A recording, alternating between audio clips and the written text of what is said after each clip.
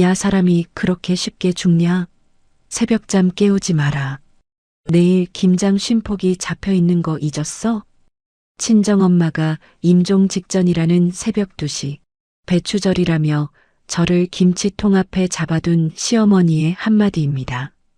엄마 손 한번 못 잡아보고 보내드린 그날, 일주일 만에 집에 와보니 거실은 텅 비어 있었고 식탁엔 메모 한 장이 놓여 있었어요. 죽으면 끝이고 산 사람은 살아야지. 부의금으로 제주도나 다녀올게. 부의금 4,700만 원을 털어 가족여행을 떠난 시댁 식구들. 근데 어쩌죠? 어머니께서 저한테 남기신 마지막 보험이 있었거든요. 12년 참아온 며느리가 변호사 한 명 손에 쥐고 시댁 전 재산을 뒤집어 놓는 통쾌한 이야기 지금 시작합니다.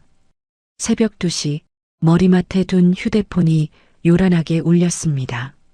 화면에 뜬 요양병원 번호를 보는 순간 심장이 발밑으로 떨어지는 기분이 들었어요. 여보세요. 정유진 보호자 되시죠? 어머님 호흡이 많이 가빠지셨어요.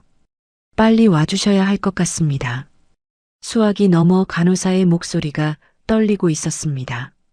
저는 이불을 걷어차고 일어나 옷장 문을 열었지만 손이 덜덜 떨려 단추 하나 제대로 끼우지 못했어요. 옆에서 곤히 자던 남편은 등을 돌린 채 미동도 없었습니다. 여보, 일어나봐. 우리 엄마가. 남편의 어깨를 흔들었지만 돌아오는 건 짜증 섞인 한숨뿐이었습니다. 왜 새벽부터 왜 그래? 내일 회사 가야 돼. 남편이 이불을 머리끝까지 끌어올리며 돌아 누웠습니다.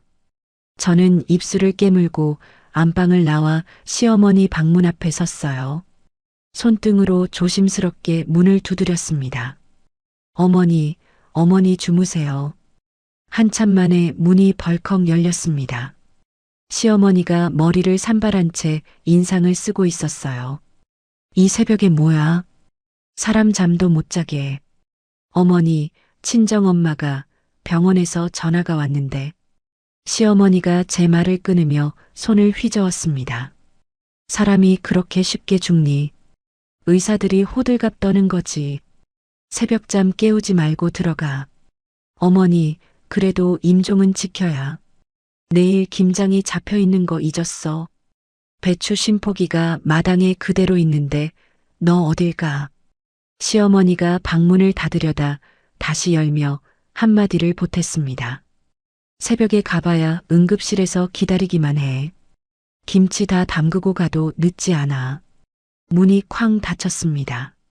저는 현관 앞에서 한참을 서성였어요. 운동화 한 짝을 신었다 벗었다. 가방을 들었다 놓았다 했습니다. 시계는 새벽 3시를 가리키고 있었습니다. 결국 저는 부엌으로 들어가 앞치마를 둘렀습니다. 어머니가 평생 김장철마다 저한테 그랬거든요. 딸, 어른 말씀 거역하면 안 된다. 며느리는 며느리답게 살아야 한다. 그 말이 귀에 맴돌아 발이 떨어지지 않았어요. 마당에 쌓인 배추를 절이고 물을 채 썰고 양념을 버무리는 동안 새벽이 아침이 되었습니다. 김치통 20개를 차곡차곡 채우고 나서야 시어머니가 한마디 던졌어요. 이제 가봐. 가서 얼굴이라도 보고 와.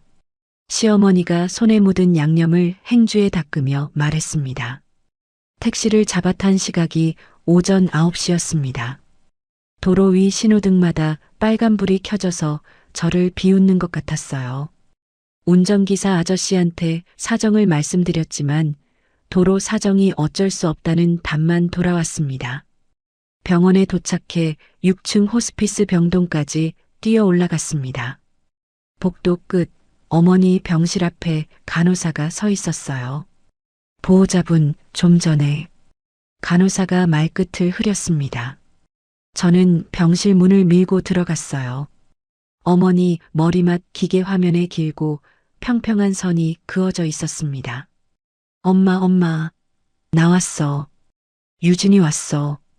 어머니의 손을 잡았는데 아직 따뜻했어요. 조금만 더 일찍 왔으면 손이라도 잡아드릴 수 있었을 텐데. 저는 어머니 가슴에 얼굴을 묻고 소리 없이 흐느꼈습니다. 장례식장은 어머니가 평생 운영하시던 칼국수집 단골 손님들로 채워졌어요. 정작 시댁 식구는 한 명도 보이지 않았습니다. 빈소 입구에서 가장 먼저 마주친 사람은 신우이였어요. 언니 왔어. 아빠가 가보라고 해서. 신우이가 검은 옷차림으로 들어서며 조이금암 앞에 섰습니다. 신우이가 함을 들어보더니 고개를 끄덕였어요. 언니, 이거 관리는 우리가 할게. 언니는 상주니까 정신없잖아. 그건 내가 알아서. 언니 손님 받느라 바쁘잖아. 우리 차에 일단 실어둘게. 신우이가 함을 통째로 들고 주차장 쪽으로 나갔습니다. 저는 어머니 영정 앞에 서서 멍하니 그 뒷모습을 바라봤어요. 누가 옆구리를 찔러도 정신이 들지 않았습니다. 그때 어머니의 30년 지기라는 한 어르신이 다가오셨어요. 어머니가 늘 큰언니라고 부르시던 그 어르신이 제 손을 꼭 잡으셨습니다. 유진아, 너희 엄마가 너한테 꼭 전해달라고 한 게 있다. 네? 그게 무슨... 지금 말고 다 끝나고 나서 칼국수 집으로 와라. 어르신이 제 어깨를 토닥이고 자리를 떴습니다. 무슨 말씀이신지 여쭙고 싶었지만 빈소에 절을 하러 오는 손님들이 줄을 이었어요. 발인 날 아침 화장터에는 가는 비가 부슬부슬 내렸습니다.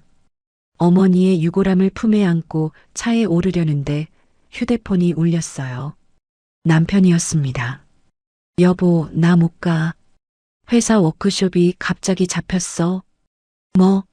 오늘이 발인인데? 어쩔 수 없어. 부장이 가자는데 어떻게 빠져. 엄마 마지막 가시는 길인데 그게 말이 돼? 장모님이 우리 엄마도 아니고 이미 돌아가셨잖아. 산 사람 회사가 더 중요하지. 전화가 뚝 끊어졌습니다. 저는 유골함을 더 꽉 끌어안았어요. 빗방울이 검은 상복 위로 점점이 떨어졌습니다. 3일장을 혼자 치르고 어머니를 봉안당에 모신 그날 저녁, 저는 어머니가 평생 일하시던 칼국수 집으로 향했습니다.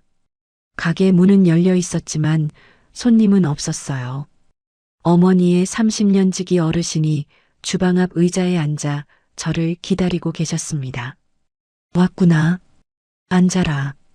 어르신이 보따리 하나를 무릎 위에 올려놓으셨어요.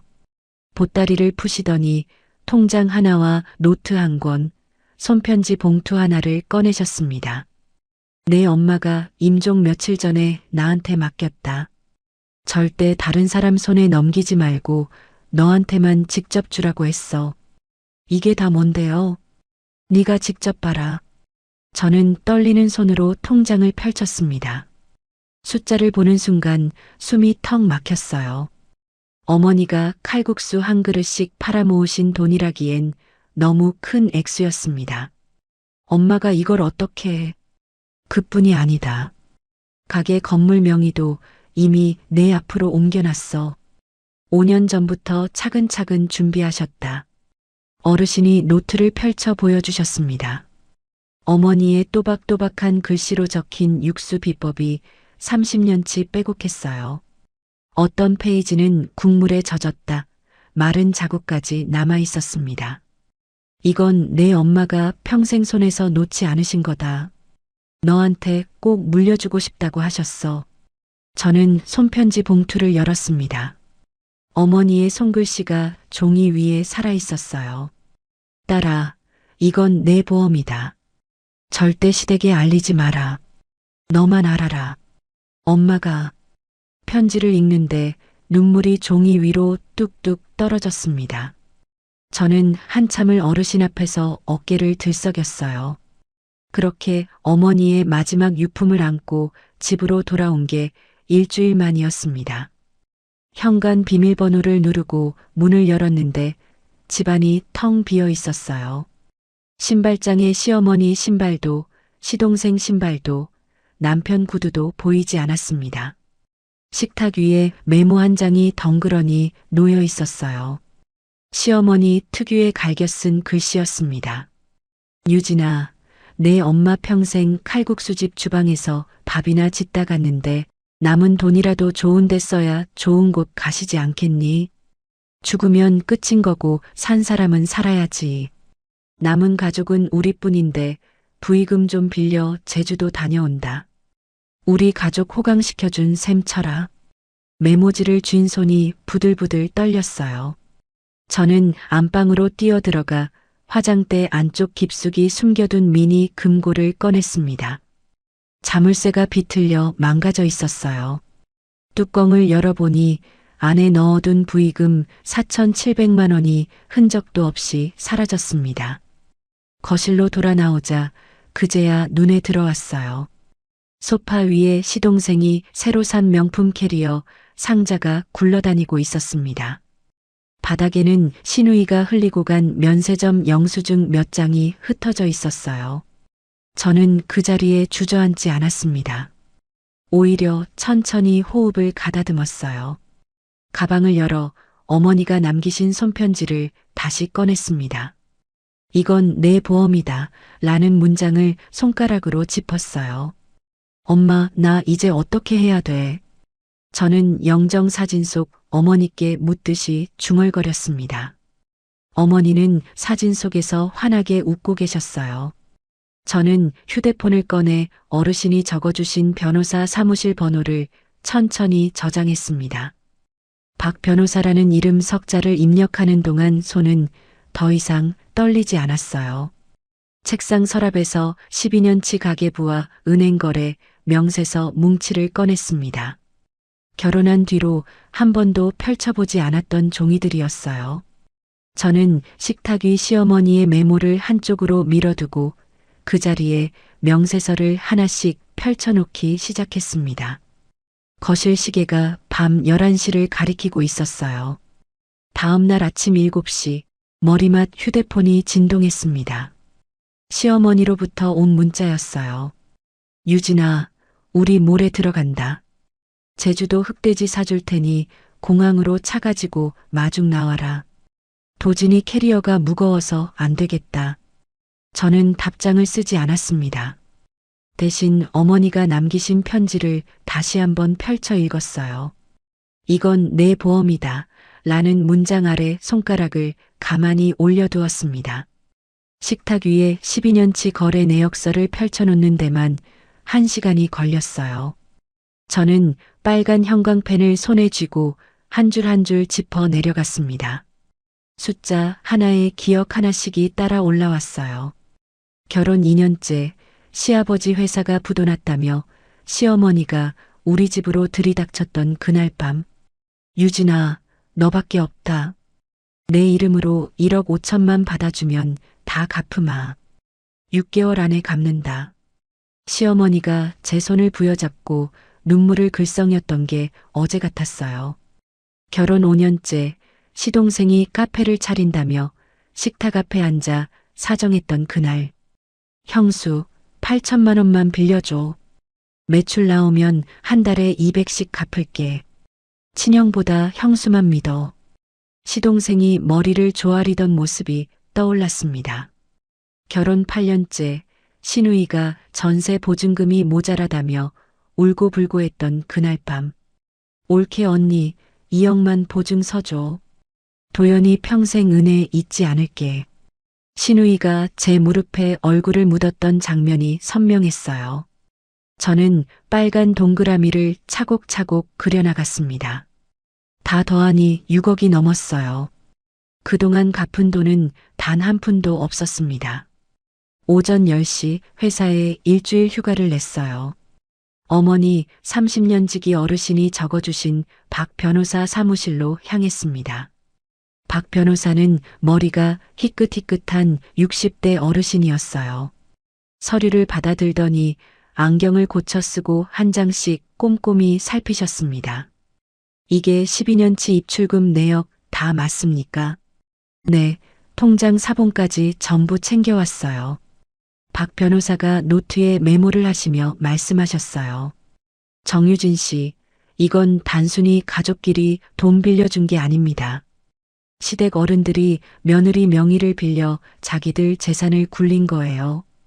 법으로 충분히 다 받아낼 수 있습니다. 받아낼 수 있다고요. 네. 시댁이 살고 있는 아파트도 등기부등본 한번 떼어보세요. 그 집 매입 자금이 누구 통장에서 나갔는지부터 확인해야 합니다. 박 변호사가 책상 위에 종이 한 장을 내미셨습니다. 오늘 내용 증명부터 작성해서 보냅시다. 지금 시댁이 제주도 가 있다고 했죠. 네, 모레 들어와요. 잘 됐네요. 들어오기 전에 다 준비해 놓읍시다. 오후 2시 등기소에서 시댁 아파트 등기부등본을 떼었어요. 명의는 시아버지 이름으로 되어 있었습니다. 박 변호사가 서류를 살펴보더니 안경 너머로 저를 바라보셨어요. 매입 자금 70%가 정유진 씨 통장에서 나갔어요. 이건 명의만 빌려준 거지 실제 주인은 정유진 씨라고 봐도 됩니다. 그럼 어떻게? 부당이득 반환 청구하고 소유권 바로잡는 소송같이 진행합시다. 가만 보니까 시댁 어른들이 며느리를 ATM기로 쓰셨네. 박 변호사가 펜으로 책상을 톡톡 치며 말씀하셨습니다. 저는 가만히 고개를 끄덕였어요. 변호사 사무실을 나와 회사 근처 카페에 앉아 있는데 한미경한테서 전화가 왔어요. 회사 후배인 한미경은 마케팅팀에서 저를 가장 잘 따르는 동생이었습니다. 선배, 저 지금 제주도 출장 왔거든요. 근데 공항에서 이상한 거 봤어요. 이상한 거? 선배 시어머니 같은데 일행이랑 같이 면세점에서 쇼핑하고 계세요. 시누이 분도 옆에 있고요. 가방을 2개씩이나 들고 깔깔 웃으시던데요. 한미경이 조심스럽게 말을 이었습니다. 선배, 저 영상 좀 찍었어요. 보내드릴까요? 보내줘. 잠시 후 카톡 영상이 도착했어요. 시누이가 명품 가방을 어깨에 걸치고 활짝 웃고 있었습니다. 옆에서 시어머니가 시누이의 가방을 만져보며 흐뭇한 표정을 짓고 있었어요. 화면 한쪽에는 시동생이 캐리어에 면세품을 우겨넣고 있었습니다. 저는 영상을 2번, 3번 돌려봤어요. 가슴이 뜨거워지지도 차가워지지도 않았습니다. 그저 조용했어요. 그날 저녁 7시 남편이 집에 들어왔습니다. 출장 가방을 현관에 던지듯 내려놓더니 거실 소파에 털썩 앉았어요. 피곤하다. 워크숍이라는 게 사람을 잡네. 여보. 왜? 엄마 발인 어땠는지 안 물어봐. 남편이 텔레비전 리모컨을 들며 대수롭지 않게 대답했어요. 잘 끝났겠지. 아, 우리 엄마가 제주도에서 옥돔 좀 사오신다더라. 너 옥돔 좋아하잖아. 리모컨에서 뉴스 채널이 흘러나왔습니다. 저는 남편의 옆 얼굴을 가만히 바라봤어요. 이 사람을 12년 동안 사랑한다고 믿었던 게 사실은 익숙함이었을지도 모르겠다는 생각이 들었습니다. 여보, 우리 결혼하고 12년 동안 단 한 번이라도 우리 엄마 생신이라고 케이크 사들고 가본 적 있어? 남편이 채널을 돌리며 흘려듣듯 말했어요. 갑자기 무슨 소리야? 장모님 돌아가셨는데 그런 얘기 꺼내지 마. 마음 아프지도 않아? 마음 아파야 할 사람이 마음을 안 쓰니까 묻는 거잖아. 남편이 리모컨을 식탁 위에 던지듯 내려놓았습니다. 피곤하다고 했지. 한 소리 들으려고 일찍 들어온 거 아니야. 남편이 안방으로 들어가 문을 닫았어요. 저는 거실에 한참을 앉아 있었습니다. 다음 날 아침 회사에 출근했어요. 오랜만에 마케팅 부장님이 저를 따로 부르셨습니다. 정 팀장, 잠깐 차 한잔 하지. 부장님이 회의실 문을 닫으셨어요. 정 팀장, 본부장 승진 내정자 명단에 올라갔어. 다음 달에 정식 발표 날 거야. 네, 정말요? 그리고 한 가지 더. 미국 지사 6개월 파견 자리가 났는데 정 팀장이 가줬으면 해. 가서 다녀오면 본부장 자리가 더 단단해질 거야. 저는 잠시 말을 잇지 못했습니다. 예전 같았으면 시댁 식구들 식사는 누가 차리느냐, 남편 와이셔츠는 누가 다리느냐 걱정부터 했을 거예요. 한번 검토해보고 말씀드려도 될까요? 천천히 생각해봐. 다음 주까지 답 주면 돼. 부장님이 어깨를 두드려 주셨습니다. 회의실을 나오는데 발걸음이 가벼웠어요. 퇴근길에 차를 어머니의 칼국수집 앞에 세웠습니다. 문을 열고 들어가니 가게 안은 그대로였어요. 어머니가 쓰시던 무쇠 육수솥이 주방 한가운데 그대로 놓여 있었습니다. 손때 묻은 앞치마 한 벌이 못에 걸려 있었어요. 저는 앞치마를 천천히 손에 쥐었습니다. 어머니 냄새가 났어요. 저는 무쇠솥에 손을 대고 한참을 서 있었습니다. 엄마 진짜 못된 딸이야. 임종도 못 지키고 소리내어 울었어요. 울면서 알았습니다. 이 눈물이 슬픔보다 분노에 더 가깝다는 걸요. 어머니를 마지막까지 외롭게 만든 사람들에 대한 분노였어요. 집으로 돌아와 식탁에 앉아 휴대폰을 켰습니다. 시댁 가족 단톡방에 새 메시지가 100개 가까이 쌓여 있었어요.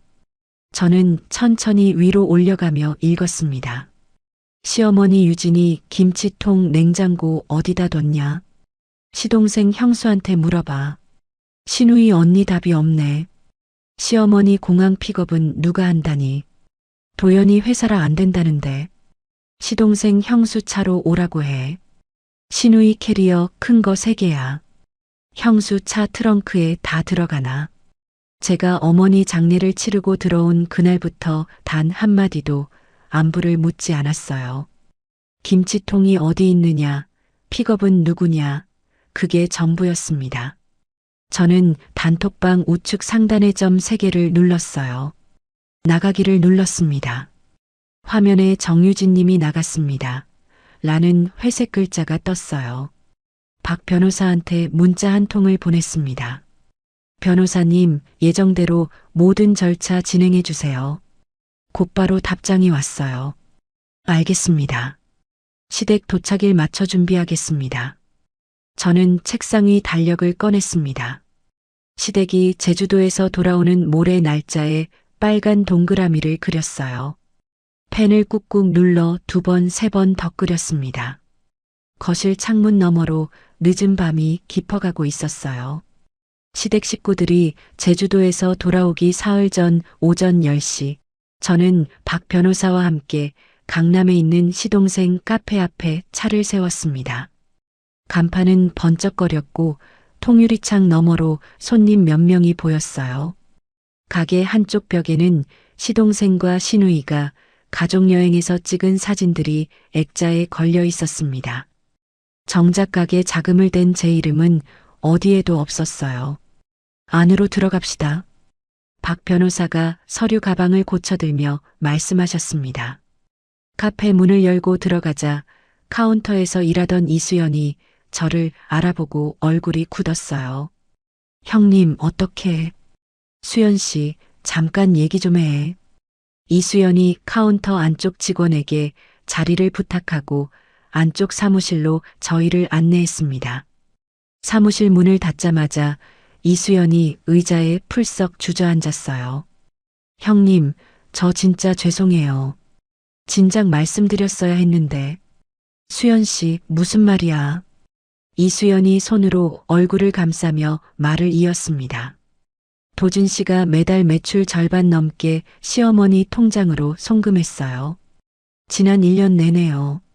직원들 월급은 2달째 밀려 있고요. 2달째라고? 네. 아르바이트생들이 그만두고 싶다고 했는데 도진 씨가 다음 달엔 꼭 준다고 미루기만 했어요. 저도 못 받았어요. 이수연이 책상 서랍을 열어 통장과 장부를 꺼냈어요. 이거 보세요. 매출은 매달 4천이 넘었는데 직원들 월급도 가게 임대료도 밀려 있어요. 박 변호사가 안경을 고쳤으며 장부를 살피셨습니다. 이수연 씨, 이 자료들 잠깐 빌릴 수 있겠습니까? 가져가세요. 다 가져가세요. 저도 더는 못 참겠어요. 이수연이 임대차 계약서와 사업자 등록증까지 꺼내 박 변호사 앞에 내려놓았어요. 형님, 저 도진 씨랑 5년 사귀었어요. 결혼 얘기까지 나왔는데 이제는 못하겠어요. 수연 씨, 형님 자금 8천에 보증금 2억 받아서 가게 차린 거 다 알아요. 도진 씨가 술 마시면 자기가 형수 등쳐먹어 사장 됐다고 자랑까지 했어요. 이수연의 눈에 눈물이 그렁그렁 맺혔습니다. 저는 잠시 천장을 올려다봤어요. 가슴 안쪽이 뜨거워졌다, 차가워졌다 했습니다. 수연 씨, 고마워. 진작 말 안 해줘서 서운하다고 말 못하겠어. 나도 12년 동안 모른 척 했으니까. 박 변호사가 서류를 챙기시며 말씀하셨어요. 오늘 안으로 가압류 신청 들어가겠습니다. 이수연 씨 진술도 정식으로 받아두는 게 좋겠네요. 네, 협조하겠습니다. 카페를 나서는 길에 이수연이 따라 나왔어요. 형님, 한 가지 더 있어요. 뭐? 시어머니가 도진 씨한테 늘 그러셨대요. 형수는 우리 가족이 키워준 거니까 우리한테 갚는 게 당연하다고. 도진 씨가 처음엔 거부했는데 어머니가 매번 그 말로 누르셨대요. 저는 이수연의 어깨를 가만히 두드려주고 차에 올랐습니다. 오후 3시 두 번째 목적지는 시댁 아파트였어요.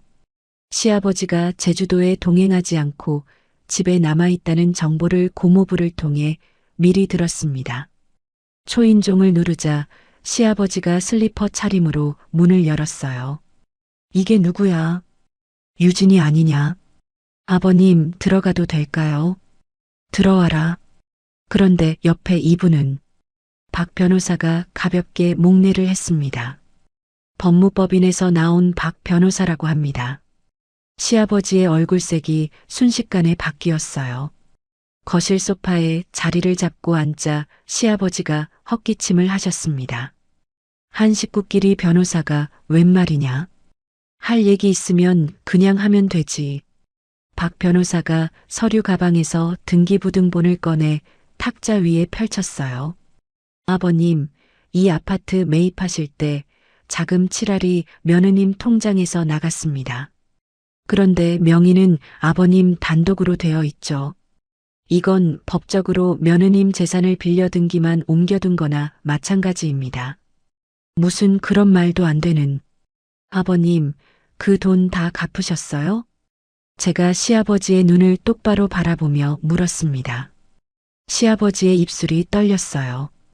그건 도연이가 우리 아들이고 너는 며느리니까 식구끼리. 식구라고 하셨어요. 그 식구가 엄마 부의금까지 가져가서 제주도 다녀왔어요. 시아버지가 말문이 막힌 듯 입을 다물었습니다. 박 변호사가 차분하게 말을 이었어요. 아버님, 부당이득 반환 청구와 소유권 바로잡기 소송 2가지를 같이 진행할 겁니다. 오늘 내용 증명 받으셨다고 생각하시고 답을 준비하시는 게 좋겠습니다. 시아버지가 소파에 푹 주저앉으셨어요. 얼굴이 종이처럼 하얘졌습니다. 유진아, 한 번만 다시 생각해봐라. 응? 아비가 이렇게 부탁할게. 아버님. 그래, 말해봐라. 아버님은 그동안 한 번이라도 저를 며느리로 봐주신 적 있으세요? 그냥 돈줄로 보신 거잖아요. 시아버지가 고개를 떨궜습니다. 저는 자리에서 일어났어요. 오늘은 여기까지 할게요. 박 변호사님 갑시다. 집을 나서는데 등 뒤에서 시아버지가 휴대폰을 드는 소리가 들렸어요. 엘리베이터를 기다리는 동안 안쪽에서 시아버지의 고함 소리가 새어나왔습니다. 여보, 큰일 났어. 유진이가 변호사를 데리고 왔다고. 우리 아파트가. 수화기 너머 시어머니의 목소리가 어찌나 컸는지 복도까지 새어나왔어요. 유진이가 미쳤어? 며느리가 감히 시댁을 상대로 변호사를 사? 도연이는 뭐하는 인간이야. 여보, 진정해. 일단 들어와서. 내가 가만 안 둬. 12년을 거두어 줬더니 그 은혜를 이런 식으로 갚아? 당장 내일 비행기 표 끊을 거야. 시아버지가 통화를 끊고 한참을 거실에 서 있는 듯 했어요. 저는 엘리베이터 안에서 박 변호사를 바라봤습니다. 변호사님, 시아버지가 방금 그 통화 휴대폰에 그대로 녹음되어 있을 거예요. 그렇겠죠. 시아버지가 우리 편에 서주신다면 가장 강력한 증거가 됩니다. 박 변호사가 안경을 고쳐 쓰셨습니다. 그날 밤 11시 한미경한테서 카톡이 왔어요. 제주도 한 고급 리조트 식당에서 시댁 식구들이 마지막 만찬을 즐기는 모습이 SNS에 올라왔다는 거였습니다. 신우이가 자신의 계정에 직접 올린 사진이었어요. 엄마와 함께한 힐링 여행. 엄마 사랑해. 다음엔 하와이. 해시태그까지 달아놓았더라고요. 탁자 위에는 신우이가 새로 산 명품 가방이 놓여 있었습니다. 시동생이 든 와인잔, 시어머니 앞에 흑돼지 코스 요리까지 한 장 한 장 정성스럽게 찍혀 있었어요. 저는 그 사진들을 한 장도 빼놓지 않고 캡처했습니다. 어머니의 단골이셨던 한 어르신도 그 SNS를 우연히 보시고 저한테 캡처를 보내주셨어요. 자정이 가까운 시각, 저는 남편이 잠든 틈을 타 거실로 나왔습니다. 남편의 노트북을 열었어요. 남편의 사업자금 통장 내역을 확인해 보고 싶었습니다. 비밀번호는 남편 생일이었어요. 통장 거래 내역이 화면에 떴습니다. 무역회사 운영자금의 절반이 제 이름으로 받은 신용대출에서 나가고 있었어요. 그뿐이 아니었습니다. 지난 6개월 동안 회사 법인카드로 청담동 한 룸살롱에서 결제된 내역이 7번이나 있었어요. 한 번 결제 금액이 400만 원 가까이 나오는 곳이었습니다. 저는 그 내역을 한 장 한 장 화면 캡처로 저장했어요. USB 2개를 꺼내 자료를 옮겨 담았습니다.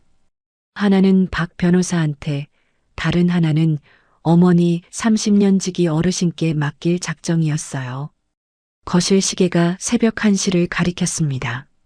저는 노트북을 덮고 한참을 어둠 속에 앉아 있었어요. 모레 오후 3시 김포공항 도착장. 달력에 그려놓은 빨간 동그라미가 머릿속에 떠올랐습니다.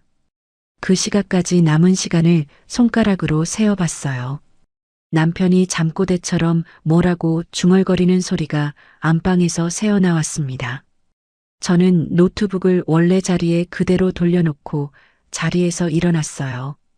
시댁 식구들이 제주도에서 돌아오는 날 오후 2시 30분, 저는 김포공항 도착장 앞에 서 있었습니다. 박 변호사 옆으로 법무사 한 분과 가압류 집행관 2분이 나란히 서 계셨어요.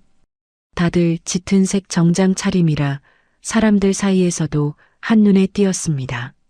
정유진 씨, 긴장되십니까? 아니요, 변호사님. 오히려 12년 만에 처음으로 마음이 차분해요. 박 변호사가 가볍게 고개를 끄덕이셨어요. 도착 안내 전광판에 시댁 식구들의 비행기 도착 표시가 떴습니다. 저는 휴대폰을 꺼내 동영상 녹화 버튼을 미리 눌러두었어요. 10분쯤 지났을까 캐리어 3개를 가득 실은 카트를 밀며 시어머니가 가장 먼저 모습을 드러냈습니다. 시동생과 시누이가 뒤따라 나오고 있었어요. 시어머니가 저를 발견하자마자 활짝 웃으며 손을 흔드셨습니다. 유진아, 여기 봐, 유진아. 시어머니가 카트를 빠르게 밀고 다가왔어요. 옥돔도 챙겨왔고 흑돼지도 좀 사왔다. 트렁크 크지? 다 실어야 한다. 어머니, 왜 인사부터 해야지. 그동안 잘 있었어? 시어머니가 제 어깨를 툭 치며 웃으셨습니다. 바로 그 순간 박 변호사가 한 발 앞으로 나서셨어요. 안녕하십니까? 박 변호사라고 합니다. 시어머니의 손이 허공에서 멈췄습니다. 이게 무슨... 몇 가지 서류를 전해드려야 해서 직접 나왔습니다. 받으시지요. 박 변호사가 두툼한 서류 봉투를 시어머니 앞으로 내미셨어요. 시어머니가 봉투를 받지 않고 뒷걸음질을 쳤습니다. 신우이가 그제야 분위기를 알아채고 캐리어 옆에서 걸음을 멈췄어요. 엄마, 왜 그래? 무슨 일이야? 도연아, 이거 가져가. 이게 뭔지 모르겠다. 시어머니가 봉투를 신우이 쪽으로 떠밀었습니다. 신우이가 봉투를 열어 서류를 꺼내 펼쳤어요. 시동생이 옆에서 같이 들여다봤습니다. 가압류? 시동생의 목소리가 갈라졌어요. 우리 가게가 가압류라고? 형수, 이게 무슨 짓이야? 시동생이 카트를 옆으로 밀치며 저한테 다가오려 했습니다. 공항 보안요원 두 사람이 빠른 걸음으로 다가왔어요. 선생님, 진정하세요. 여기서 소란 피우시면 안 됩니다. 내가 왜 소란을 안 피워? 저 여자가 내 가게를 가압류 걸었다고. 보안요원이 시동생의 팔을 잡았습니다. 시동생이 씩씩거리며 저를 노려봤어요. 형수, 우리 가족이잖아. 어떻게 이래? 가족. 저는 그 말을 천천히 입에 올렸습니다. 가족이 새벽에 친정엄마 임종 지키러 가겠다는 사람 김장하라고 잡아두고 가족이 며느리 부의금 감고 부수고 가져가서 제주도 가. 시동생이 입을 다물었어요. 시어머니가 그제야 봉투를 빼앗듯 가져가 펼쳐들었습니다. 서류를 한 장 한 장 넘기는 시어머니의 손이 떨렸어요. 이거 다 거짓말이야. 우리 아파트가 왜 내 거야? 어머니, 그 아파트 살 때 7알이 제 통장에서 나갔어요. 그건 너희 식구니까 빌려준 거잖아. 그게 빌려준 거였으면 차용증을 쓰셨어야죠. 어머니는 한 번도 그러신 적 없잖아요. 시어머니가 말문이 막힌 듯 입술만 달싹였습니다. 신우이가 들고 있던 명품 쇼핑백을 등 뒤로 황급히 감추려 했어요. 저는 휴대폰 카메라를 신우이 쪽으로 천천히 돌렸습니다. 언니, 그만 찍어. 뭐 하는 거야? 어머니가 그러셨잖아. 죽으면 끝이고 산 사람은 살아야 한다고. 그러니까 산 증거는 남겨둬야지. 신우이의 얼굴이 새빨개졌어요. 박 변호사가 시어머니에게 차분하게 말씀하셨습니다. 오늘 절차는 여기까지입니다. 자세한 내용은 변호사를 선임해서 답하시면 됩니다. 더 드릴 말씀은 없으니 댁으로 들어가시지요. 이봐요, 변호사 양반. 시어머니가 박 변호사의 팔을 붙들었어요. 이거 다 며느리가 시킨 거지. 며느리가 시댁을 등치려고 작정한 거야. 손 놓으시지요. 저는 의뢰인 정유진 씨를 대리할 뿐입니다. 박 변호사가 차분하게 손을 빼셨습니다. 시어머니가 저를 노려봤어요. 유진아, 네가 진짜 이럴 줄 몰랐다. 어떻게 사람이 변해? 어머니, 저 안 변했어요. 12년 동안 참았던 거예요. 어머니가 저를 사람으로 보셨으면 이 일은 안 일어났어요. 시어머니의 입가가 부들부들 떨렸습니다. 저는 박 변호사 쪽으로 돌아섰어요. 변호사님, 가시죠. 캐리어 3개를 그대로 둔 채 저는 공항을 빠져나왔습니다. 등 뒤에서 시어머니가 신우이와 시동생에게 뭐라고 외치는 소리가 들렸어요. 저녁 7시 시댁 아파트. 시댁 식구들이 집에 도착했을 때 현관문에는 빨간 가압류 딱지가 붙어 있었습니다. 거실에는 시아버지가 한마디 말도 없이 앉아 계셨어요. 시어머니가 들어서며 신발도 벗지 않고 소리를 질렀습니다. 여보, 당신은 뭘 어떻게 한 거야? 어떻게 며느리한테 이런 일을 당해? 시아버지가 천천히 고개를 들었어요. 여보, 당신이 이번엔 진짜 큰일을 냈어. 뭐? 부의금 4,700만 원 가져가서 제주도 다녀온 거, 그게 마지막 줄이었어. 당신이 그 줄을 끄는 거야. 시아버지가 자리에서 일어나 안방으로 들어가셨습니다. 방문이 닫히는 소리가 거실을 가로질렀어요. 시어머니가 그 자리에 풀썩 주저앉았다는 소식을 고모부를 통해 나중에 들었습니다. 같은 시각 남편이 회사에서 헐레벌떡 집으로 달려왔어요. 현관문을 열고 들어와 가장 먼저 한 일은 저한테 인사도 아니고 안부도 아니었습니다. 서재로 곧장 들어가 노트북을 켰어요. 자신의 사업자금 통장을 확인하기 위해서였습니다. 남편이 비명에 가까운 신음을 흘렸어요. 안 돼, 안 돼. 이거 왜 이래? 휴대폰 화면에 신용대출 일시 상환 통보 문자가 떠 있었습니다. 제가 어제 박 변호사를 통해 보증을 철회한 결과였어요. 남편이 무릎이 꺾여 의자 옆에 주저앉았습니다. 여보, 여보 어디 있어? 남편이 거실로 뛰어나왔어요. 하지만 거실에는 제가 없었습니다. 저는 그 시각 회사 근처 작은 오피스텔에서 한미경과 함께 짐을 정리하고 있었어요. 선배, 이 박스 어디다 둘까요? 한미경이 작은 박스 하나를 가슴에 안고 물었습니다. 그건 가장 안쪽에 넣어줘. 엄마 사진첩이랑 육수 노트 들어있어. 네, 알겠어요. 제일 안쪽 깊숙이 넣을게요. 한미경이 박스를 조심스럽게 안방 옷장 안으로 옮겼어요. 저는 어머니의 앞치마를 두 손으로 쥐어 가슴에 끌어안았습니다. 밤 11시 오피스텔 책상 위에 휴대폰 부재중 전화 알림이 100통이 넘게 쌓였어요. 시어머니, 남편, 시동생, 시누이 번호가 번갈아 떠 있었습니다. 저는 알림을 모두 끄고 휴대폰을 엎어두었어요. 박 변호사가 보내준 이혼 소장 초안을 한 장씩 천천히 읽어내려갔습니다. 혼인관계 파탄의 책임이 남편 김도연에게 있다. 라는 문장이 첫 줄에 적혀 있었어요. 저는 그 문장을 2번, 3번 곱씹어 읽었습니다. 자정이 가까운 시각 처음 보는 번호로 전화가 걸려왔어요.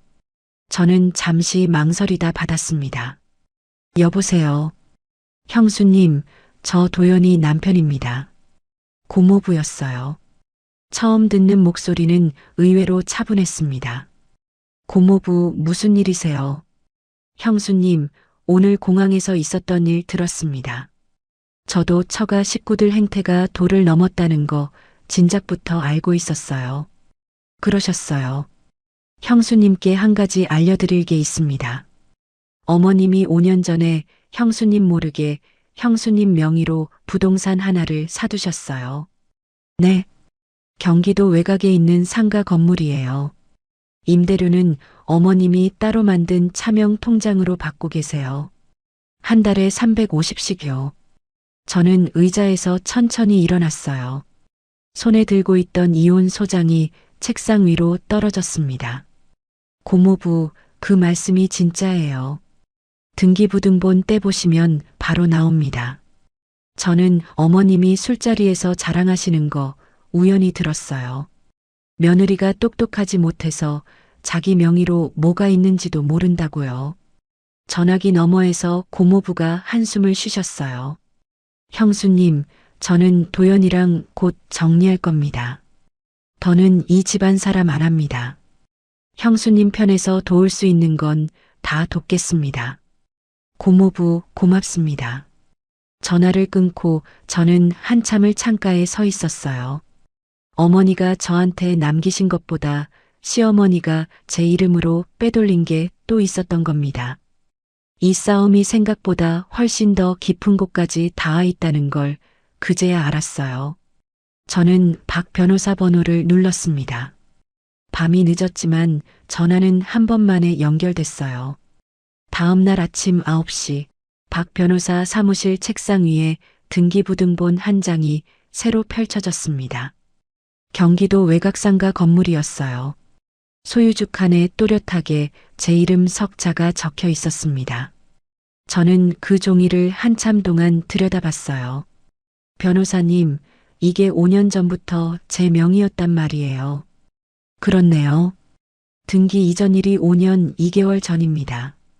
정유진 씨가 모르고 계셨다는 게 더 놀랍습니다. 박 변호사가 안경을 고쳤으며 말씀하셨어요. 임대료 입금 내역도 따로 조회했습니다. 매달 350만 원씩 시어머니 명의가 아닌 다른 사람 이름으로 된 통장으로 들어가고 있었어요. 그 통장은 누구 거예요? 시어머니 친정 동생분 명의입니다. 차명 계좌라는 거죠. 5년 동안 총 2억 1천만 원이 빠져나갔습니다. 저는 의자 등받이에 몸을 기댔어요. 손끝이 차가워졌습니다. 변호사님, 이 정도면 단순히 가족 간의 돈 빌린 차원이 아니죠. 이건 횡령입니다. 며느리 명의를 도용해서 부동산을 사고 그 수익을 빼돌린 거니까 사문서, 위조와 횡령 두 가지로 형사고소까지 가능합니다. 박 변호사가 펜으로 등기부등본 위에 동그라미를 그리셨어요. 민사로는 임대수익 2억 1천만 원 전액 반환 청구, 형사로는 횡령 혐의로 고소장 접수. 두 가지 다 진행합시다. 네, 변호사님께 다 맡길게요. 오전 11시 30분 회사에 출근했어요. 저는 본부장님 자리로 곧장 향했습니다. 본부장님이 저를 보더니 의외라는 표정을 지으셨어요. 정 팀장 결정했어? 네, 본부장님. 미국 지사 파견 받아들이겠습니다. 잘 생각했어. 정 팀장이라면 어디서든 잘해낼 거야. 본부장님이 책상 너머로 손을 내미셨어요. 저는 그 손을 마주 잡았습니다. 12년 만에 처음으로 제 인생을 위해 내린 결정이었어요. 점심시간 회사 근처 한정식집에서 어머니의 30년 지기 어르신을 만났습니다. 어르신이 직접 약속을 잡으셨어요. 보리굴비 정식이 차려진 상 앞에서 어르신이 한참을 말씀이 없으셨습니다. 유진아, 내 엄마가 마지막에 나한테 두 가지 부탁을 했어. 두 가지요. 첫째는 유진이가 절대로 빈손으로 무너지게 두지 말아달라. 둘째는 내 육수 레시피만큼은 우리 딸이 꼭 이어줬으면 좋겠다. 어르신이 굴비한 토막을 제 밥그릇 위에 올려주셨어요. 내 엄마가 5년 전부터 너 사위가 내 명의로 사업한다는 거 알고 있었다. 그때부터 칼국수집 수익을 한 푼도 안 쓰고 다 모으셨어. 엄마가 그걸 다 아셨어요. 알았으니까 너 모르게 가게 건물을 내 앞으로 옮겨두신 거지. 어머니가 그러시더라. 우리 딸이 시댁한테 다 뺏기고 빈손으로 나오는 날이 오면 그래도 엄마가 남긴 가게 하나는 있어야 한다고. 저는 젓가락을 내려놓았어요. 밥상 위로 눈물이 한 방울 떨어졌습니다. 유진아, 울지 마라. 내 엄마가 그러는 거 싫어해. 내 어르신. 네가 필요하면 어떤 도움이든 줄게. 내 엄마 30년 친구로서 약속한다. 어르신이 제 손등을 토닥여 주셨어요. 저는 그 따뜻함을 한참 동안 받아 안고 있었습니다. 오후 3시 박 변호사한테서 전화가 왔어요. 정유진 씨, 지금 사무실로 시댁 식구분들 4분이 다 오셨어요. 네, 거기로요? 네, 다짜고짜 들어오셔서 변호사를 만나야겠다고 소리를 지르고 있습니다. 직원들이 막고 있어요. 제가 갈게요. 오시지 않으셔도 됩니다. CCTV 다 돌아가고 있으니 오히려 증거만 더 쌓이고 있어요. 신고도 해뒀습니다. 박 변호사의 목소리가 차분했어요. 회사를 나와 박 변호사 사무실 건물 앞에 도착하니 경찰차가 한 대 서 있었습니다. 시동생이 경찰 2명에게 양팔이 잡힌 채 차에 오르고 있었어요. 시어머니는 길바닥에 앉아 가슴을 치며 통곡 중이었습니다. 내가 변호사 만나러 온 게 뭐가 잘못이야. 내 며느리 만나러 온 건데. 시누이가 시어머니의 어깨를 부축하며 어쩔 줄 몰라 했어요. 저는 길 건너편에서 그 광경을 지켜보다 발길을 돌렸습니다. 저녁 6시 시동생의 카페에서 한 통의 전화가 걸려왔어요. 이수연이었습니다. 형님, 직원 5명이 다 같이 노동청에 진정 넣었어요. 2달치 월급 받겠다고요. 수연 씨는 어떡할 거야? 저도 같이 넣었어요. 그리고 도진 씨한테 헤어지자고 말했어요. 수연 씨, 형님, 저 5년이나 도진 씨 옆에 있었는데 이제야 알았어요. 사람 본 모습은 어려울 때 나오는 거더라고요. 가게 가압류됐다고 저한테 짜증부터 내요. 형수가 다 망쳤다고요. 이수연의 목소리에 분노가 묻어났어요. 형님 덕분에 저도 정신 차렸어요. 늦었지만요. 늦지 않았어, 수연 씨. 잘 결정했어. 전화를 끊고 한참 동안 책상 앞에 앉아 있었습니다. 신우이의 SNS 사진은 시댁 일가 친척 단톡방으로 누군가에 의해 퍼져나가고 있었어요. 고모부가 직접 공유했다고 했습니다. 그동안 시어머니가 친척들한테 가난한 척하며 빌려간 돈이 한두 푼이 아니었어요. 사방에서 시어머니에게 돌려달라는 연락이 쏟아지고 있다는 소식이 들렸습니다. 밤 9시 오피스텔 초인종이 울렸어요.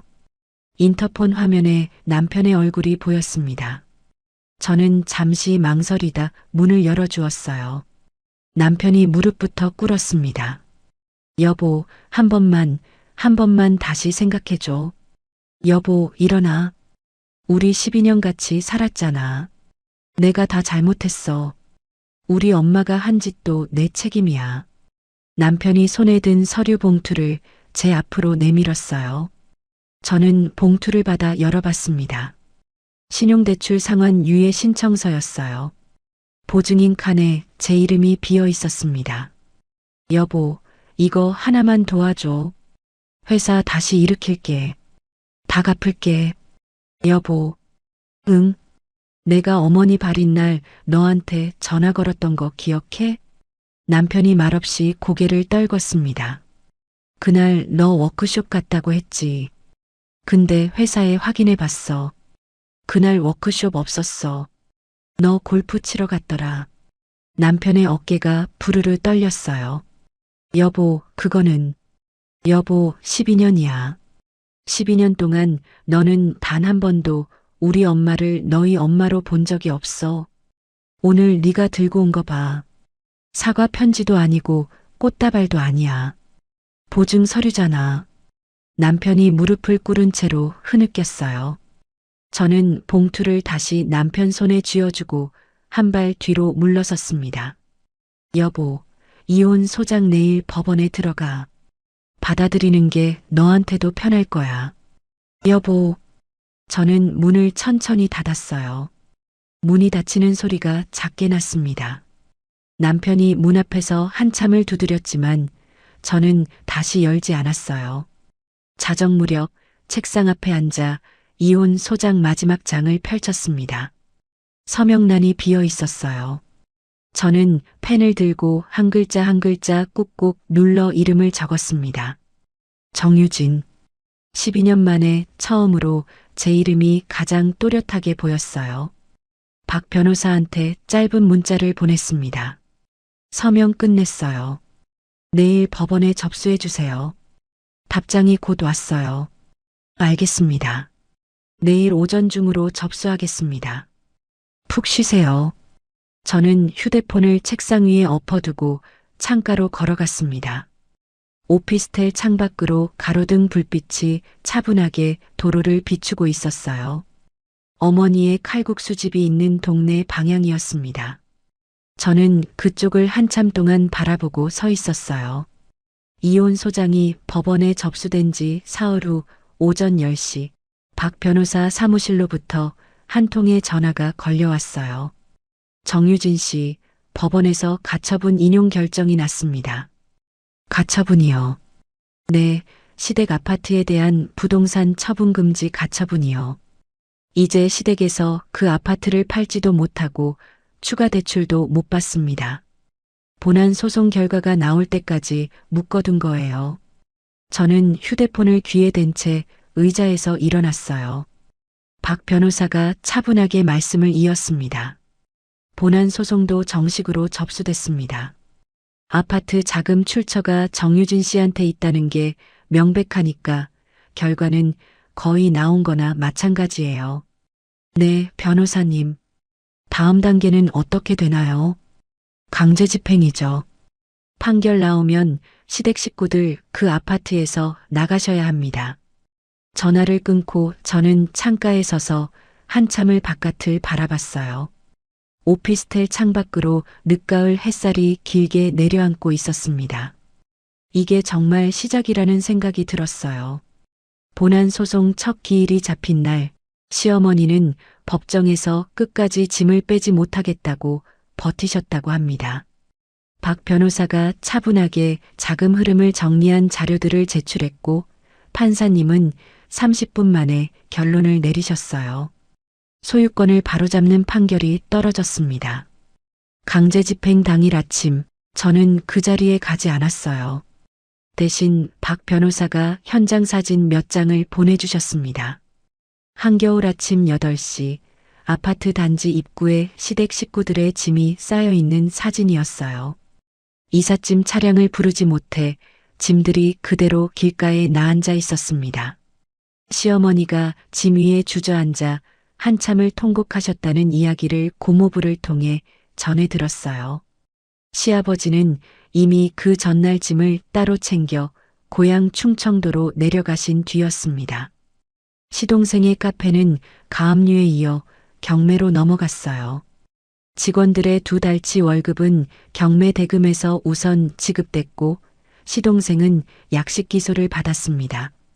시누이의 전세자금 보증을 제가 철회하면서 시누이 부부도 살던 집에서 나와야 했어요. 시누이가 친정으로 돌아가려 했지만 그 친정도 사라진 뒤였습니다. 같은 시각 고모부는 시누이와의 이혼 절차를 조용히 마무리하셨어요. 고모부는 아이를 데리고 본가로 떠나셨습니다. 시누이는 위자료를 단 한 푼도 받지 못했어요. 오후 2시 어머니의 칼국수집 앞에 차를 세웠습니다. 한 달간 휴업한다는 안내문이 문에 붙어 있었어요. 저는 가게 문을 열고 들어갔습니다. 어머니의 무쇠 육수솥이 주방 한가운데 그대로 자리 잡고 있었어요. 엄마, 나왔어. 가게 새로 단장할게. 저는 솥에 손을 가만히 얹었습니다.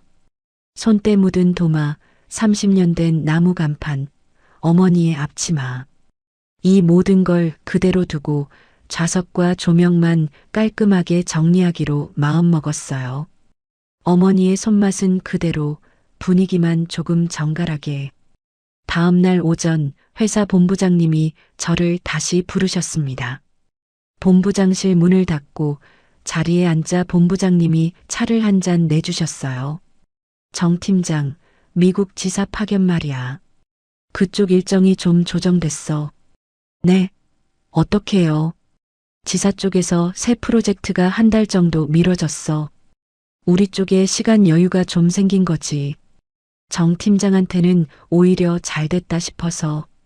그러시면 6개월 뒤에 출국하는 걸로 정리했어. 그동안 정 팀장이 정리할 일도 많다고 들었거든.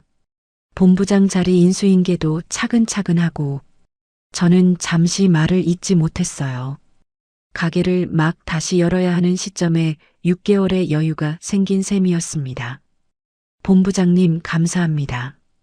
그 시간 잘 쓸게요. 정 팀장, 그동안 고생 많았던 거 알아. 천천히 가도 돼. 본부장님이 어깨를 한번 두드려 주셨어요. 저는 본부장실을 나오며 깊게 한숨을 내쉬었습니다. 하늘이 도와주신다는 말이 이런 거구나 싶었어요. 오후 4시 한미경이 가게로 찾아왔어요. 한미경이 큰 박스 하나를 가슴에 안고 들어왔습니다. 선배, 인테리어 업체 사장님 모시고 왔어요. 같이 둘러보세요. 고마워, 미경아. 업체 사장님이 가게를 한 바퀴 둘러보시더니 고개를 끄덕이셨어요. 사모님, 여기 무쇠 육수솥이랑 나무 간판은 그대로 두는 게 좋겠어요. 이게 가게의 얼굴이에요.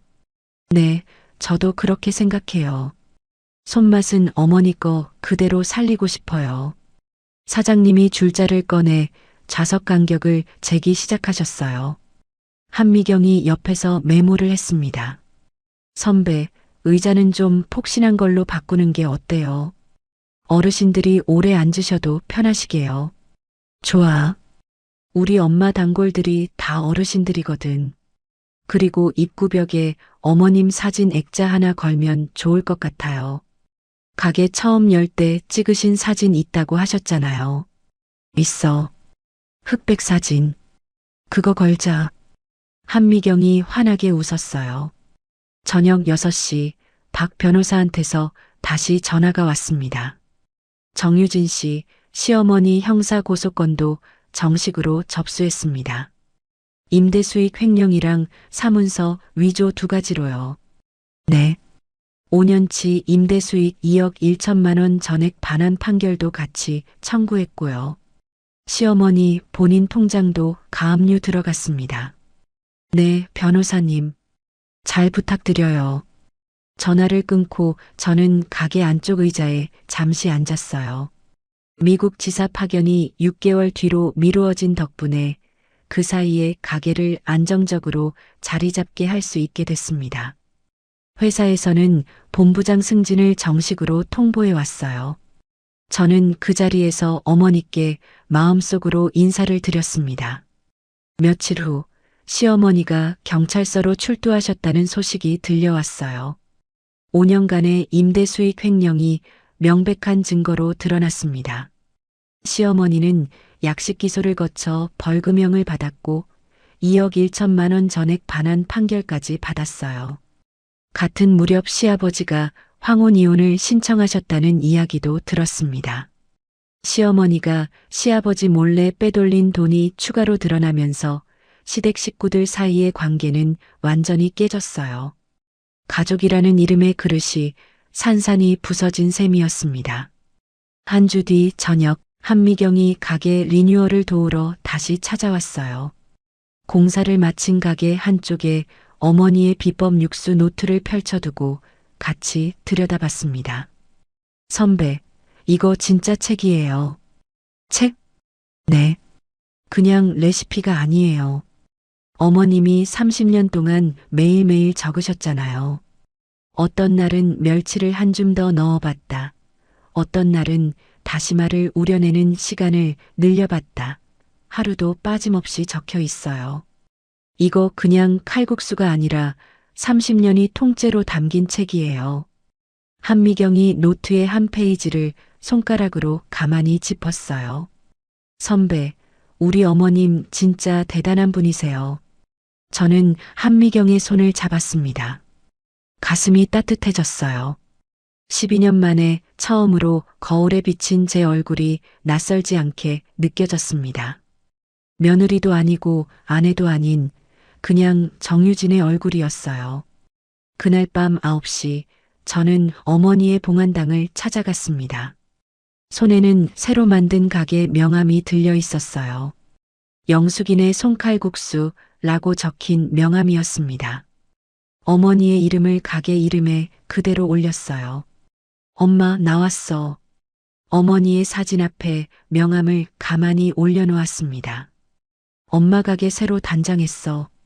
무쇠소치랑 앞치마는 그대로 뒀어. 다음 주에 시범 영업해. 그 다음 주에 정식으로 열고. 저는 어머니의 사진을 한참 동안 바라봤어요. 사진 속 어머니가 환하게 웃고 계셨습니다. 엄마 육수 내가 이어갈게. 처음으로 어머니께 그 약속을 입 밖으로 꺼냈어요. 가슴이 뜨거워지지 않았습니다. 오히려 마음이 단단해졌어요. 봉안당을 나오는데 가을바람이 옷깃을 스쳤습니다. 저는 두꺼운 머플러를 다시 한번 단단히 둘렀어요. 주차장으로 향하는 걸음이 가벼웠습니다. 차에 올라 시동을 걸기 전 저는 휴대폰을 꺼냈어요.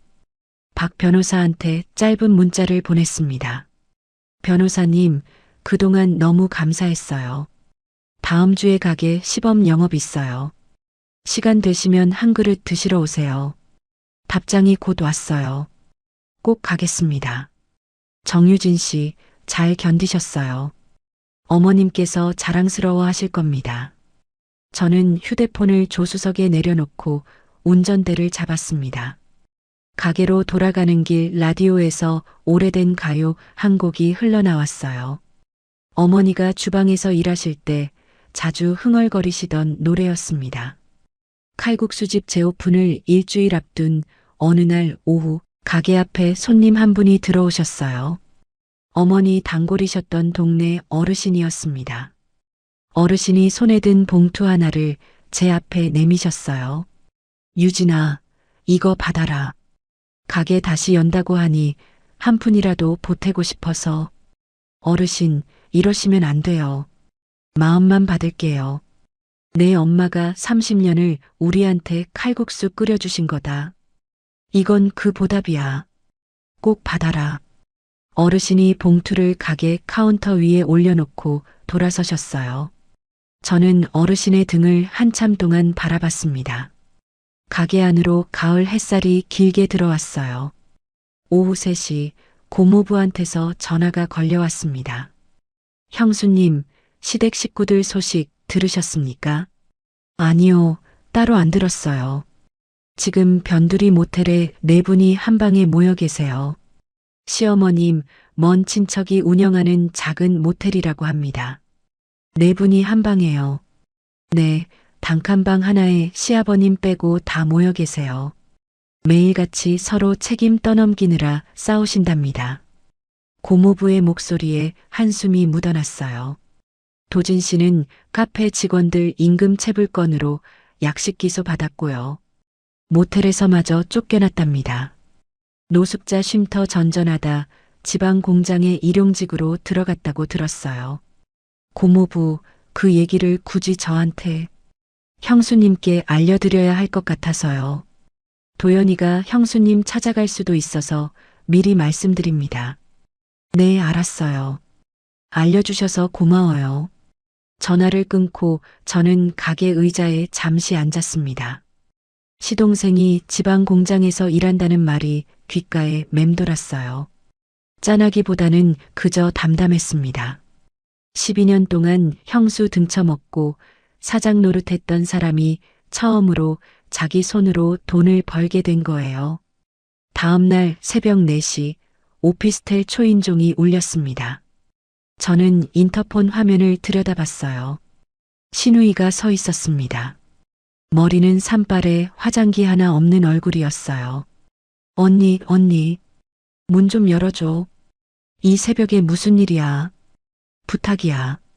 한 번만 살려줘. 저는 잠시 망설이다 문을 열었어요. 신우이가 문지방을 넘어서자마자 무릎부터 꿇었습니다. 언니, 미안해. 내가 다 잘못했어. 진짜 한 번만 봐줘. 일어나서 얘기해. 언니, 우리의 분유값이 없어. 진짜 한 푼도 없어.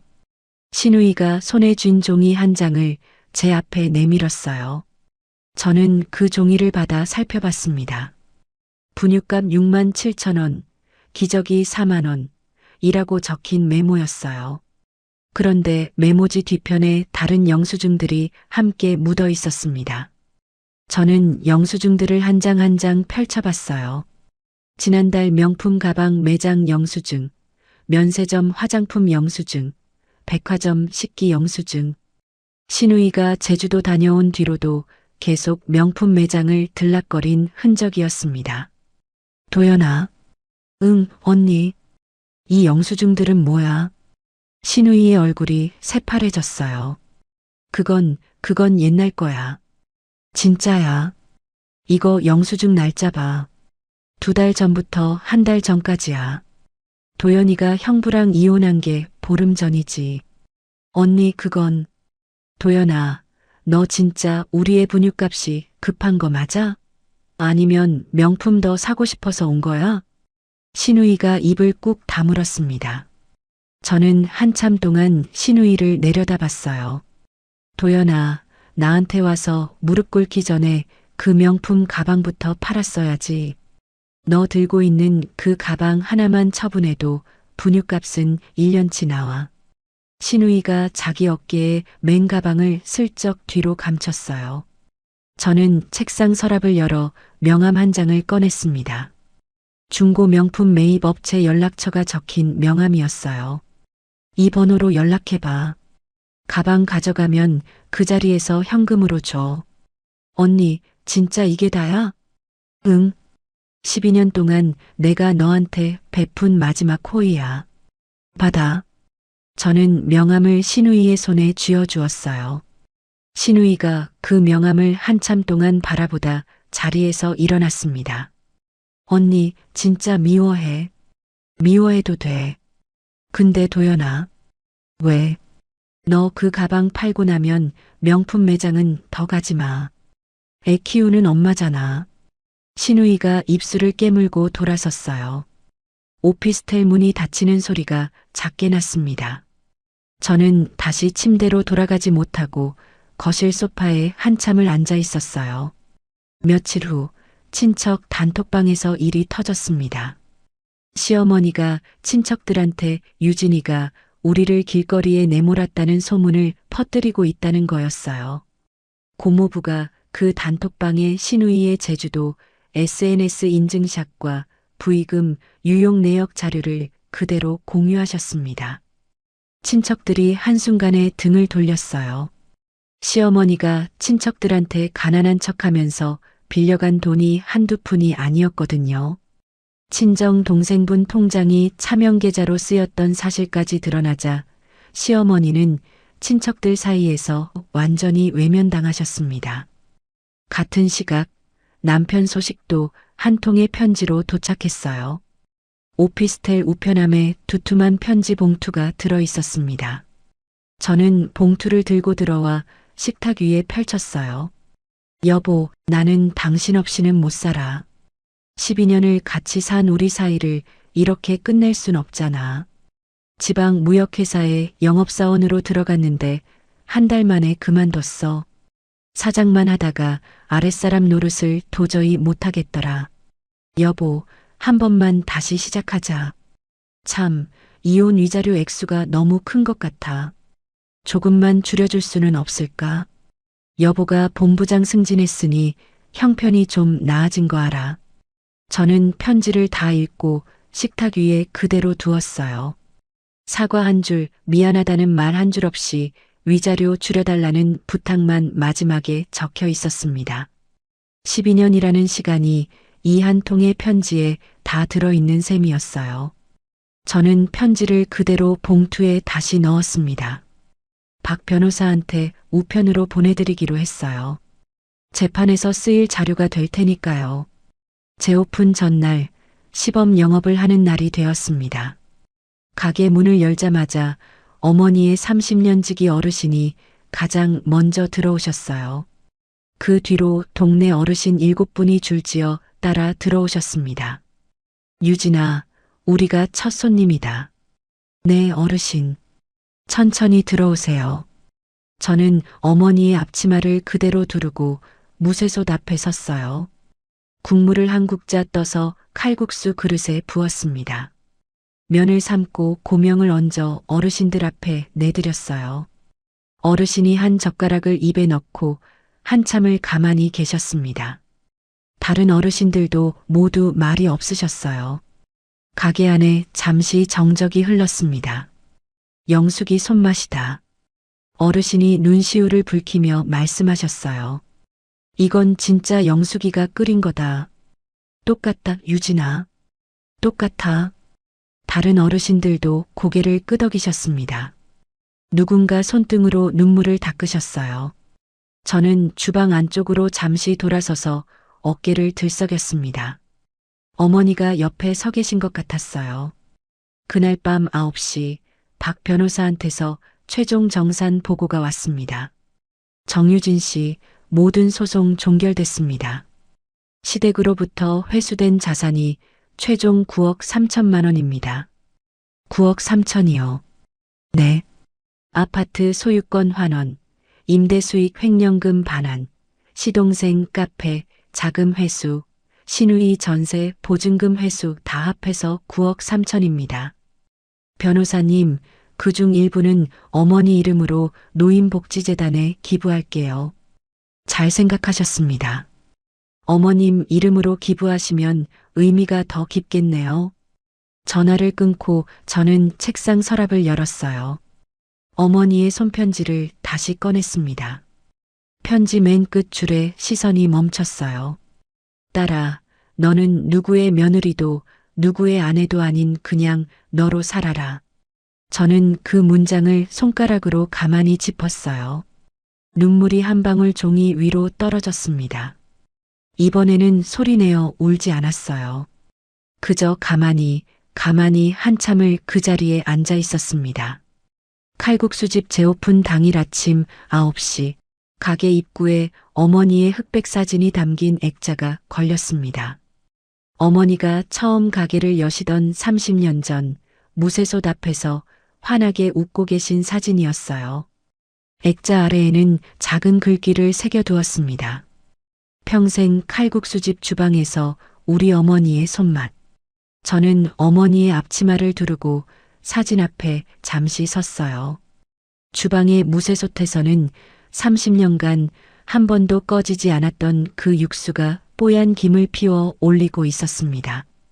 오전 10시 30분 가게 앞에 첫 손님이 모이기 시작했어요.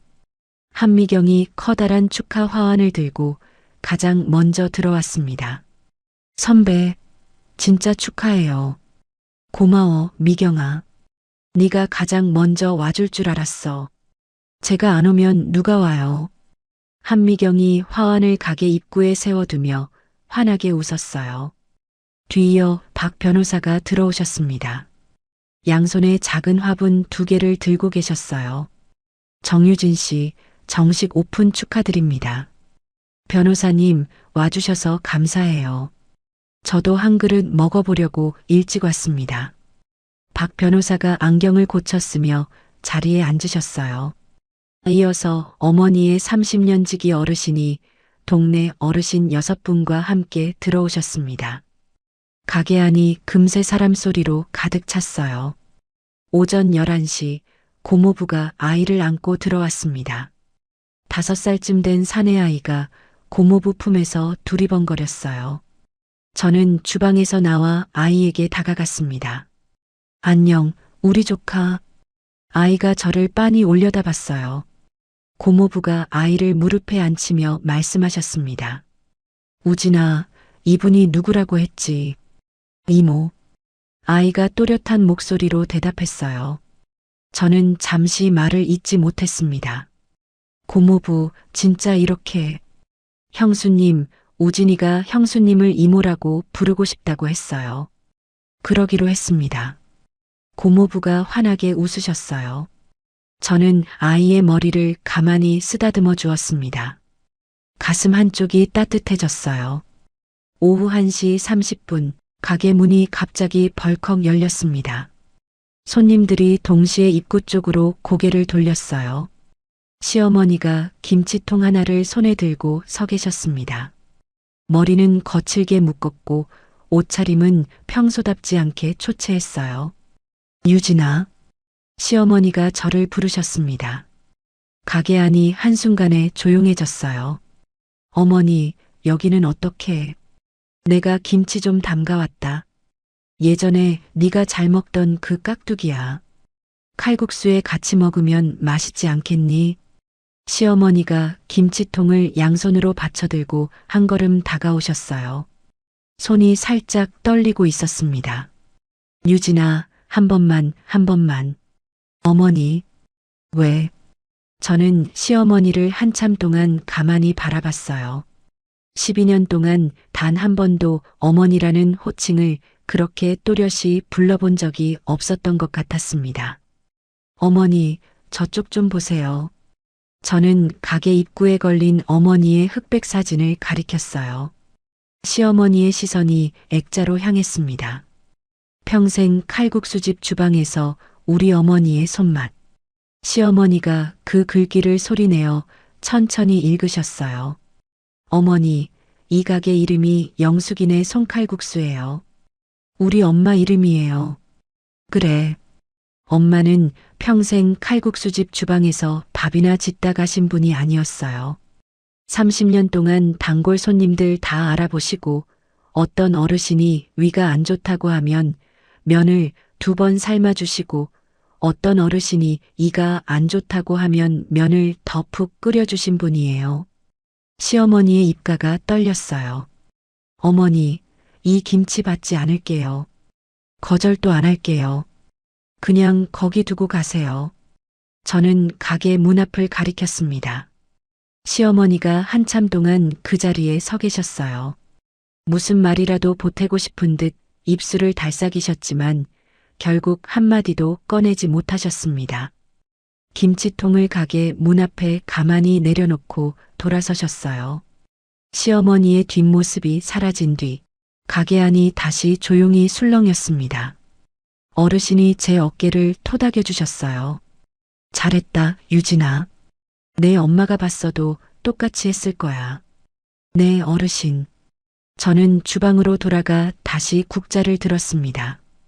손님들의 그릇을 하나씩 채워나갔어요. 오후 4시 고모부가 시아버지의 소식을 전해주셨습니다. 형수님, 시아버님이 황혼이혼 마무리하시고 충청도 고향으로 내려가셨답니다. 작은 텃밭 일구며 사신다고요. 네, 잘 정리되셨네요. 형수님께 마지막으로 짧은 문자를 남기셨답니다. 문자요. 저는 휴대폰을 꺼내봤어요. 모르는 번호로 온 문자 한 통이 있었습니다. 유진아, 미안하다. 12년 동안 너를 며느리로 봐주지 못해서 미안하다. 다 내가 못난 탓이다. 앞으로 잘 살아라. 저는 그 문자를 1번, 2번 읽었어요. 답장은 하지 않았습니다. 그저 휴대폰을 다시 앞치마 주머니에 넣었어요. 오후 7시 가게 마감 무렵 한미경이 카운터 정리를 도와주고 있었어요. 선배, 오늘 하루 종일 줄 섰어요. 이러다 진짜 동네 명소 되겠어요. 명소까지는 아니어도 단골들 끊기지 않게만 했으면 좋겠어. 인스타에 사진 올라가던데요. 30년 비법 육수를 딸이 이어받은 집이라고요. 그래. 저는 잠시 손을 멈췄어요. 어머니의 손맛이 어머니의 이름으로 다시 알려진다는 것, 그것만으로도 가슴이 차올랐습니다. 1달 뒤 어느 봄날 저녁 가게 마감을 끝내고 무쇠솥을 닦고 있는데 고모부한테서 전화가 왔어요. 형수님, 저 새로 사람을 만났습니다. 재혼을 준비 중이에요. 고모부, 진심으로 축하드려요. 감사합니다. 그런데 한 가지 부탁이 있어요. 네, 말씀하세요. 우진이가요, 형수님을 외숙모가 아니라 이모라고 계속 부르고 싶답니다. 새엄마가 생겨도 형수님은 그냥 이모로 남았으면 좋겠다고요. 저는 무쇠솥에 손을 가만히 얹은 채로 잠시 말을 잇지 못했어요. 고모부, 그 부탁 흔쾌히 받을게요. 우진이는 평생 제 조카예요. 감사합니다, 형수님. 전화를 끊고 저는 가게 안을 한 바퀴 둘러봤습니다. 어머니의 사진, 무쇠솥, 손때 묻은 도마, 30년 된 나무 간판, 그리고 카운터 위에 놓인 새 명함 한 묶음. 영숙이네 손칼국수, 대표 정유진. 같은 시각, 시동생은 지방 공장의 기숙사에서 야간 근무를 마치고 컵라면을 끓이고 있다는 소식이 들려왔어요. 신우이는 지인이 운영하는 식당의 주방 보조로 들어가 매일 12시간씩 설거지를 한다고 했습니다. 시어머니는 그 모텔에서 청소부로 일하시며 친척들 전화를 일절 받지 않으신다고 했어요. 시댁 식구들이 한 가족이라는 이름으로 다시 모이는 일은 더 이상 일어나지 않았습니다. 어머니의 일주기 기일, 저는 봉안당으로 향했어요. 손에는 보온 도시락 하나를 들고 있었습니다. 가게에서 직접 끓인 칼국수 한 그릇이 담겨 있었어요. 엄마, 나왔어. 어머니의 사진 앞에 도시락을 가만히 올려놓았습니다. 새로 만든 명함 한 장도 그 옆에 두었어요. 엄마 손맛 그대로 잘 이어가고 있어. 단골 어르신들이 영숙이 손맛이라고 해주셔. 저는 어머니의 사진을 한참 동안 바라봤어요. 엄마, 나 본부장 됐어. 미국도 다녀올 거야. 6개월 다녀와서 또 가게 열 거야. 어르신들이 기다리신대. 사진 속 어머니가 환하게 웃고 계셨습니다. 엄마, 나 진짜 잘 살고 있어. 이제는 누구의 며느리도 누구의 아내도 아니야. 그냥 정유진이야. 저는 사진 앞에 한참을 서 있었어요. 어머니의 편지 마지막 문장이 가슴 안에서 살아 움직였습니다. 그 문장이 이제 제 삶이 되어 있었어요. 봉안당을 나오는 길, 주차장으로 향하는 발걸음 위로 봄볕이 따스하게 내려앉았습니다. 바람은 부드러웠고 햇살은 다정했어요. 머플러를 풀어 가방에 넣었습니다. 12년 만에 처음으로 어깨에 아무것도 짊어지지 않은 채 봄을 맞이하는 기분이었어요. 저는 차에 올라 시동을 걸었습니다. 가게로 돌아가는 길 라디오에서 어머니가 좋아하시던 노래가 다시 흘러나왔어요. 이번에는 따라 흥얼거려 봤습니다. 가게가 가까워질수록 가슴이 천천히 차올랐어요. 운전대를 잡은 손에 어머니의 손이 겹쳐지는 것 같았습니다. 저는 가게 앞 골목에 차를 세우고 잠시 운전석에 앉아 있었어요. 간판이 봄볕 아래 환하게 빛나고 있었습니다. 영숙이네 손칼국수. 어머니의 이름이 그 자리에 또렷이 살아 있었어요. 여기까지 제 이야기를 끝까지 들어주신 여러분, 진심으로 감사드려요. 오늘 제 이야기 어떻게 보셨나요? 누군가는 통쾌하다 하시고 누군가는 가슴이 먹먹하다 하실 것 같아요. 사실 저도 김포공항에서 시어머니 앞에 서류를 내밀던 그 순간 후련함보다 서글픔이 더 컸거든요. 12년이라는 시간을 그렇게 끝내는 게 쉬운 일은 아니더라고요. 혹시 지금 가족이라는 이름 뒤에 숨어 여러분을 함부로 대하는 사람이 있으신가요? 며느리니까, 아내니까, 딸이니까 라는 말로 여러분의 권리를 깎아내리는 사람이요. 그 사람들한테 한 가지만 말씀드리고 싶어요. 가족은 일방통행이 아니라고요. 주기만 하는 관계는 가족이 아니라 그냥 착취예요. 여러분이 가진 모든 것이 당연한 게 아니라는 사실 부디 잊지 마세요. 오늘 제 이야기가 누군가의 등을 살짝이라도 펴드렸다면 저는 그걸로 충분합니다. 오늘 제 이야기를 듣고 저에게 하고 싶은 말이 있으시다면 언제든 댓글로 남겨주세요. 다음에 더 좋은 이야기로 찾아뵙겠습니다.